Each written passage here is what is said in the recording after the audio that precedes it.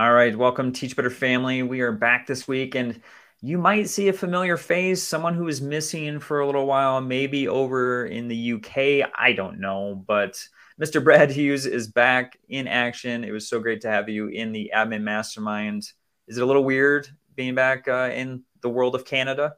It's great to be back. Had a wonderful time in the UK, but Josh, great to reconnect with you and all of our admin mastermind participants, as well as members of our Teach Better family. That's Tuesday mornings, 9 a.m. It's free to register, free to sign up. You just head over to teachbetter.com/mastermind. If you missed this week, or if you'd like to join us on a weekly basis, come and go as you can and get involved in some great conversation, mutual support, opportunity to share and get feedback on your perspectives and your particular challenges in your life as a school leader.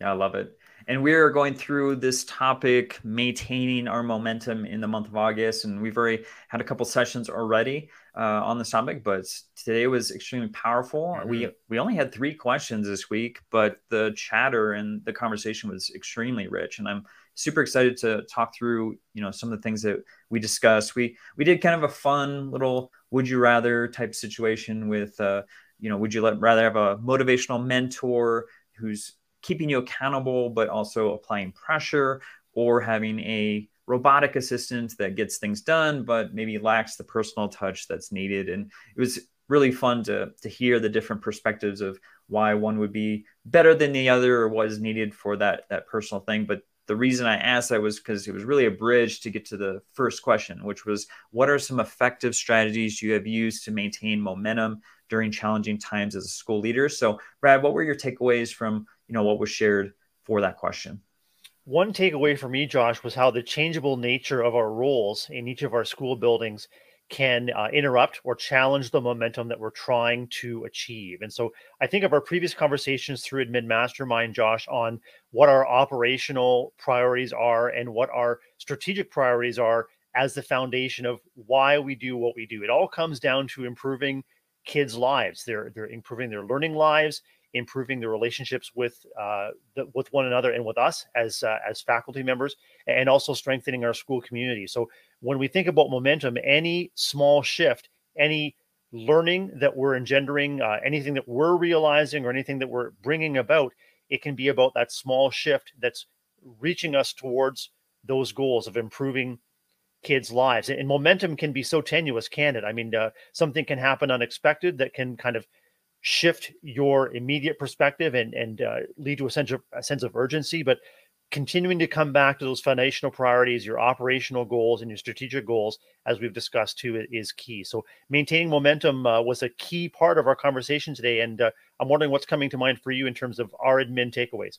Yeah, I just love the practical strategies that were discussed, because you're right. There was a lot of different examples provided of interruptions. And so some people were talking about like how they would reorganize their desk or certain things, files and whatnot, to just kind of reset themselves. More Yeah. of that mentality piece, or looking at their calendar and analyzing it to make sure that the time was going where it needed, because so often we get stuck behind a desk instead of getting out into doing our relational walks or our time with students. And so I thought that was great. And then also, our checklist. A lot of times we make these grand lists of things that need to get done, and then everything flips upside down, and there's craziness on the campus where you can't get to that, and just kind of completing easy tasks to feel at least like you're getting some momentum and things done. So, those are just some things that were mentioned that I could think of that were really beneficial as far as setting that mindset, but also getting that momentum started so that you can get into, maybe some more difficult tasks and things that need to get done. All right, man, let's talk about the second question. So, Brad, they were talking through some things that were some setbacks. So the question was, share examples of times when your school faced a setback and share how you overcame that obstacle. So what were your takeaways from what was shared for this question? Josh, one was continuing to have a learner's mindset as a school leader. And we all serve learning communities. And so setbacks are inevitable. We have to expect that even the best laid plans are going to go awry, and we're going to encounter setbacks, whether they're minor setbacks, It could be a quick misunderstanding or something unexpected that happens, or there could be something critical that occurs where the entire school community has to rally support and perspective behind addressing something critical that's going on. So continuing as school leaders to model that learner's mindset. So it's not a win-lose proposition, it's win-learn. Like, what are we learning through addressing the setback as a team? How are we leveraging the strengths and expertise of our faculty members and maybe even our extended community to address the setbacks that are occurring? Digging deep on why the setbacks are occurring and how we can respond positively is really key. One takeaway for me too, Josh, was the importance of school leaders to model that shoulder-to-shoulder responsiveness, being present both physically and also present emotionally and attentively in terms of helping staff to work through setbacks, keeping that positive but focused intention, but also addressing communication needs, especially if there's a setback or something critical that happens. Let's face it, as setbacks occur, our emotions rise, and our emotions rise and are contagious together. And that is a key combination where gaps in communication can lead to misunderstandings, they can lead to assumptions, or even jump to worst case scenarios. And so as school leaders, when we arrive at a moment where there's a setback that's been occurred, we acknowledge it, we share information about what we know and what we don't yet know, and we rally support to address the setback, and we can remain open to questions. What's coming to mind for you? Well, I think one of our amazing administrators talked about just the fact that, being new on a campus and over some time they've realized that there's cultural norms on the campus that have been established that they just don't agree with, and trying to navigate how to kind of push back on that and to make that change so that it's not something that's established on that campus. And someone else had talked about just understanding that their experiences are different, their training's different than the staff that they're currently serving, so they need to make sure that they understand that they need to meet them where they are right now, but then also that it takes time for that initiative to become a cultural norm. And it's something that has to be baby steps. It can't be overnight. As we know, schools are really ingrained with, kind of pushing back on change. So, just having that understanding before really taking off with an initiative. And I thought all of those things were great reminders for our administrators.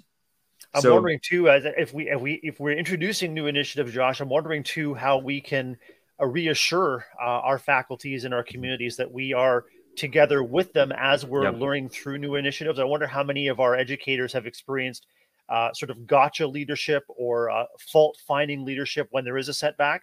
Who's responsible? Who let this happen? Rather than the fact that, setbacks are inevitable, and setbacks are things that the community can grow through. And so, rather than having a gotcha perspective when or a fault-finding perspective when setbacks happen, we model acceptance and acknowledgement.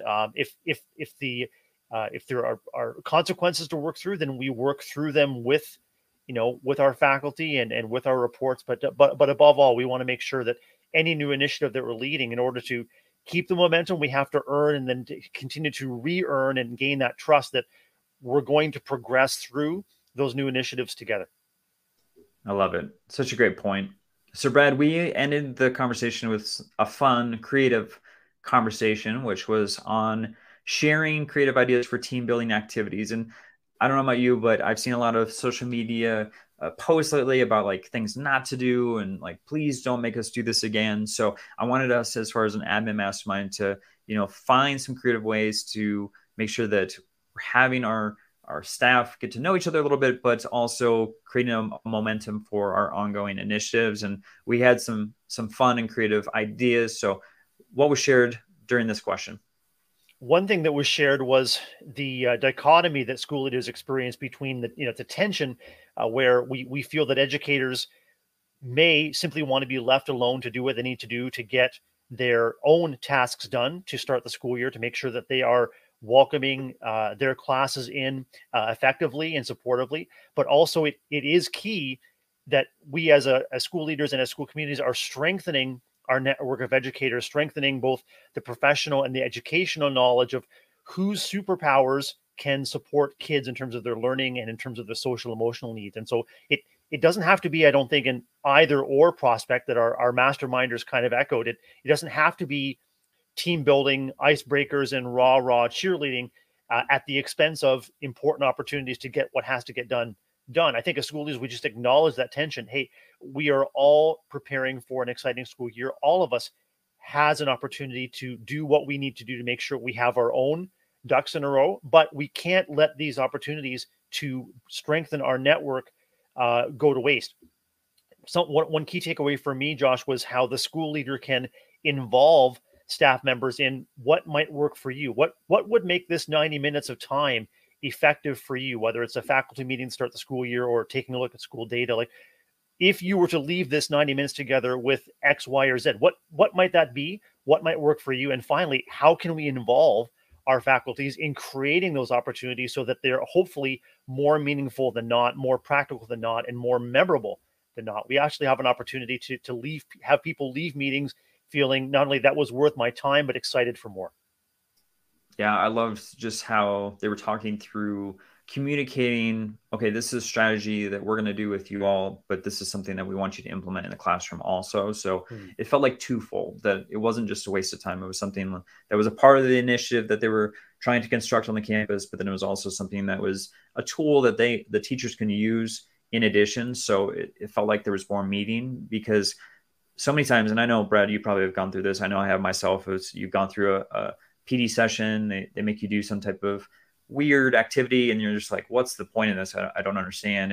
And then, maybe you're not connecting with other people through that activity. And so it just kind of falls flat. And so I think the big takeaway for myself was just having that connection of, there's importance to what we're doing and everything that we're doing.